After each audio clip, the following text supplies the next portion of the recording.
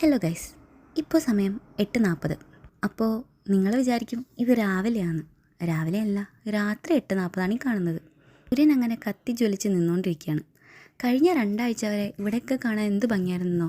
നിറയെ പൂക്കളും ചെറിയ മരങ്ങളും ഫ്രൂട്ട്സൊക്കെയുള്ള ആകെ മൊത്തത്തിൽ അടിപൊളിയായിരുന്നു. പക്ഷേ ഇപ്പോൾ നേരെ ഇവിടെ 39-40 ഡിഗ്രിയൊക്കെയാണ്. കൊച്ചിയിൽ നിന്ന് എനിക്ക് എന്ത് ചൂടാണെന്നായിരിക്കും നിങ്ങളിപ്പോൾ ചിന്തിക്കുക. പക്ഷേ ആ ചൂടൊന്നും ഇതിൻ്റെ 7 അയലത്ത് വരില്ല, അത്രയും ചൂടാണ്. നിങ്ങൾ കേട്ട് കാണുമായിരിക്കും, ഫ്രാൻസിൽ, പ്രത്യേകിച്ച് പാരീസിൽ 18 പേര് മരിച്ചു എന്ന്.